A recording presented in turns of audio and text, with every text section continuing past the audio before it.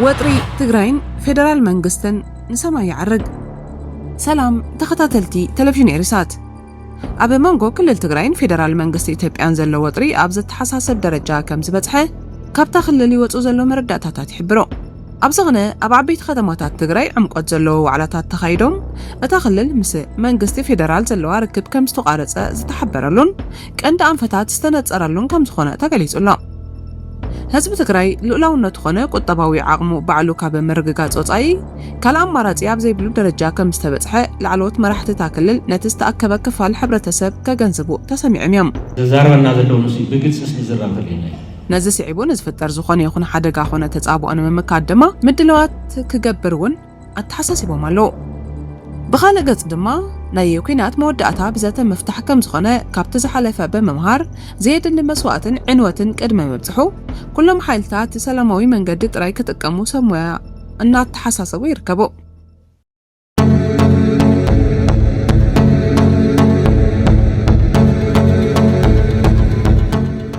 ነዚ ኣመንጎ ክልል ትግራይን መንግስቲ ፌደራልን እናበረኸ ናብ ሰማይ ዝዓርግ ከም ዘሎ ሁሉ ተባራዒ ኩነታት ዘይምቅዳውን ተጻብኦን ዝምልከት ጸብጻብ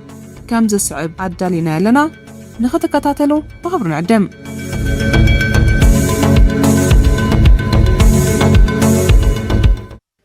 ድሕርቲ ኣብ ሕዳር 2022 ኣብ ደቡብ ኣፍሪካ ዝተፈረመ ውዕል ሰላም ፕሪቶሪያ ኣብ መንጎ ፌደራል መንግስቲ ኢትዮጵያን ጊዜያዊ ምምሕዳር ትግራይን ብተነጻጻሪ ዝሓሸ ርክብ ምንባር ይፍለጥ ካብ ወርሒ መጋቢት 2024 ጀሚሩ ጊዜያዊ ምምሕዳር ትግራይ ፈሪሱ እቲ ስልጣን ብህወሓት በመመንጣሉ ርክብ ትግራይን ፌደራል መንግስትን እናሓርፈፈ ኸይዱ ኣብዚ እዋን ኣብ መንጎ ክልቲኦም ወገናት ዘሎ ዘይምትእምማንን ፍሕፍሕ ፖለቲካን መሊሱ እናገደደ ይኸይድ ምህላው ዝተፈላለዩ ወገናት የጠንቆለው ካብ ምኽንያታት ናይቲ እናገደደ ዝኸይድ ዘሎ ቅርሕን ተቐዲሙ ዝጥቀስ መስርሕ ምልጋስ ኣጽዋር ደምባሉ ኮይኑ መንግስቲ ፌደራል ብመሰረት ውዕል ፕሪቶሪያ ተጋደልቲ ትግራይ ብምልኦም ኣጽዋሮም ኣረኪቦም ናብ ሕብረተሰብ ይተሓወሱ ኣብ ዝብል ቅድመ ኩነታ ኣቐሚጡ ምጽንሕ ይፍለጥ بوغن تግራይ ግን ውሕስነትን ድሕነትን ህዝቢ ትግራይ ከይተረጋገጸን ካልኦት ሓይልታት ካብታ ክልል ከይወጹን እቲ መስርሕቲ ሙሉእ ብሙሉእ ክትግበር ከም ዘይክእል እናገለጸ መጽዩ እዚ ድማ ቀንዲ ጠንቂ ዘይምትእምማን ክልቲኦም ወገናት ከም ዝኾነ ይግለጽ መንግስቲ ፌደራል ንትግራይ ዝግባእ በጀት ምኽልካሉ ከም ነዳድን መሰረታዊ ሸቐጣሸቐጥን ናብታ ክልል ከይኣቱ ምግባሩን በተደጋጋሚ ክቐርብ ጸንሐ ክስ ኮይኑ እዚ ተግባሩን ሓደ ካብቶም ንክልቲኦም ኣካላት ዘሰሓሕቡ ጉዳያት ኮይኑ ይጥቀስ ኣብ እዋን ኩናት በሓይልታት ኣምሓራ ተታሒዞም ዘለዉ ቦታታት ካልእ መበገሲ ዘይምትእምማንን ጎነጽን እዩ እዚ መስርሑን ሓደ ካብቶም ስምምዓት ውዕል ፕሪቶሪያ ዝነበረ ኮይኑ ብወገን መንግስቲ ፌደራል ክዕመም ዝነበሮ ተገይሩ ብህወሓት ይጥቀስ ብክልቲኦም ወገናት ክሳብ ሕጂ ብተግባር ዝተፈጸመ ውጽኢት ዘይምህላው ኣብ መንጎ ትግራይን መንግስቲ ፌደራልን ዝነበረ ዘይምትእምማን እናበረኸ ኸይዱ ነንሕድሕዶም ካብ ምክሳስ ሓሊፎም ሓደ ነቲ ሓደ ኣብ ዝጎድእ መንገዲ በጺሖም ኣለዉ ኣውሽተ ህወሓትን ጊዜያዊ ምምሕዳር ትግራይን ዝተፈጥረ ዘይምቅዳው መንግስቲ ፌደራል ነዚ ውሽጣዊ ፍልልያት ተጠቂሙ ፖለቲካዊ ረብሑ የሰግመሉ ኣሎ ዝብል ወቀሳ እናበጽሐ ይርከብ ፕሬዝደንት ጊዜያዊ ምምሕዳር ትግራይ ነበረ ኣቶ ጌታቸው ረዳ ሓዊሱ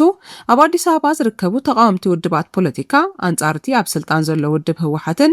ዝወስዶ ዘሎ ስጉምትታትን ደው መባሎም ህወሓት እዞም ሓይልታት ምስርዓት ብልጽግና ኮይኖም አንጻር ህዝቢ ትግራይ ተበጊሶም ከም ዘለው ጌርካ ምቕራብ ይስተውዓል ኣሎ እዚ ድማ ኮነ ተባሂሉ ተጋሩነን ሕድሕዶም ክናቆሩ ዝተወጠነ ሓደገኛ መስመር ቃልሲ ከም ዝኾነ ግድሳት ተንተንቲ ፖለቲካ ትግራይ እናገለጽ ይርከቡ እዚ እናገደደ ዝኸይድ ዘሎ ኩናት ቃላት ዘስዕቦ ሓደጋ ቀሊል ክኸውን ከም ዘይክእል ንምግማት ወይ ከብድን እዩ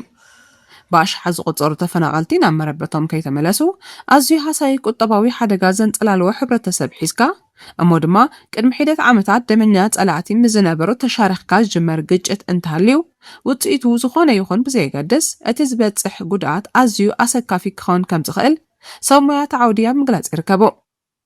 ክልቲኦም ወገናት ንውዕል ፕሪቶሪያ ብዝግባእ እንተዘይተግቢሮሞ እቲ ዘሎ ሃዋህው ኣይ ኩናት ኣይ ሰላም እንተቐጺሉ እውን ናብ ካልእ ውጥጥ ሓይሊ ከምርሕ ይኽእል እዩ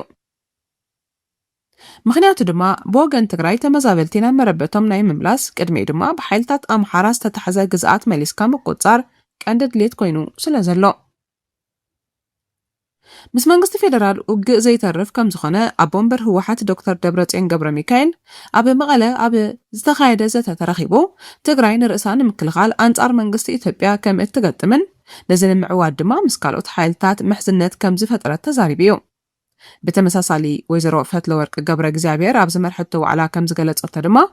ትግራይ በይና ከም ዘይኮነትን ኣብ ዙርያ ኣዲስ አበባ ኣንጻር ሰልፊ ብልጽግና ዝቃለሱ ሓይልታት ከም ዘለዎም በመጥቃስ ምስ መን ሓቢሮም ይሰርሑ ከም ዘለዉ ኣንፊታ እያ። ኣቶ ዓለም ገብረዋህድ ኣብ ዝመርሖ ዋዕላ ከተማ ሓውዜን ድማ ዝኾነ ጥዕና ዘለዎ ትግራዋይ በቲ ዝወፅእ ሓድሽ ኣዋጅ መሰረት ክስለፍን ነቲ ምስላፍ ካብ ምቋም ክቆጠብን ኣተሓሳሲቡ እዩ።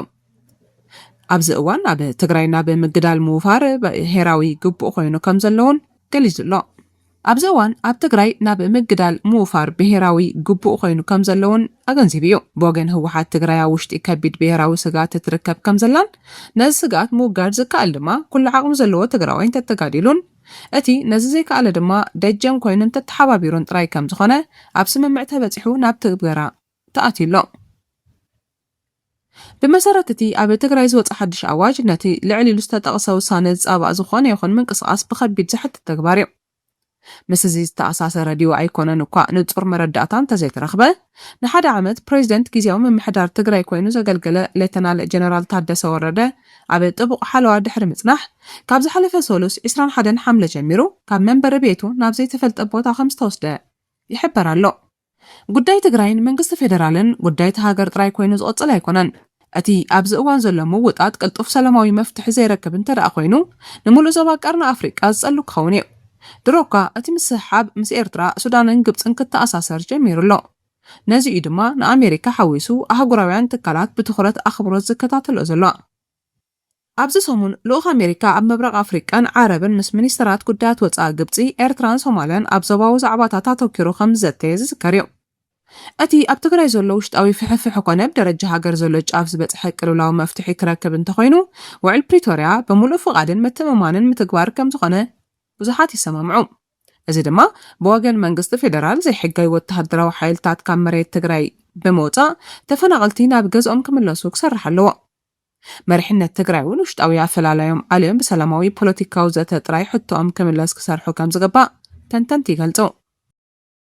ኣህጉራዊ ሕብረተሰብን ሕብረት ኣፍሪቃን ነቲ መንጎኛ ኮይኖም ክፍረም ዝገበርዎ ውዕል ኣብ ምፍጻም ዝለዓለ ድፊኢት ክገብሩን ተኽኢሎም ነገራት ናብ ሰላማዊ መንገዲ ናይ ምምጻእ ዕድል ከም ዘለዎም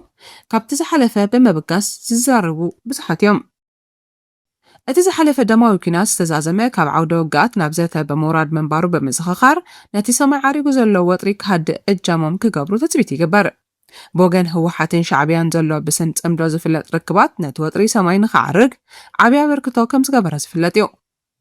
እቲ ዛጊት ብልክዕን ብዕልን ዘይተገልጸ ጽምዶ ስልታዊ እምበር ስትራቴጂካዊ ዝምድና ከማዕብል ከም ዘይክእል ካብ ተመክሮዞም ክልተ ውድባት ብምልዓል ዝጠቕሱ ውሕዳት ኣይኮኑን። ብዶክተር ኣብይ ኣሕመድ ዝምራሕ ሰልፊ ብልጽግና ልኡላውነት ሃገሩ ክኸብር ዘይከኣለ ብምባል ብዙሓት ይወስዎ። ብተወሳኺ እውን ልኡላውነት ትግራይን ኤርትራን እናሻዕ ክጥሕስን ከናሽውን ይረአይን ይስማዕ ብምህላው ነቲ ጽምዶ ምፍጣሩ ዝድግፍ እውን ብርክት ዝበሉ ተጋሩን ኤርትራውያንን ደገፎም ክህቡ ይረአዩ ኣለዉ። ብልጽግና ንልዕልና ሕግን ልኡላውነትን ክልላትን ኤርትራን ክሳብ ዘይሓለወን ዘየኽበረን ድማ እቲ ወጥሪ መሊሱን ሰማይ ክዓርግን ናብ ደማዊ ኩናት ከምርሕን ምዃኑ ዝእምቱ ውሕዳት ኣይኮኑን። ሰላም።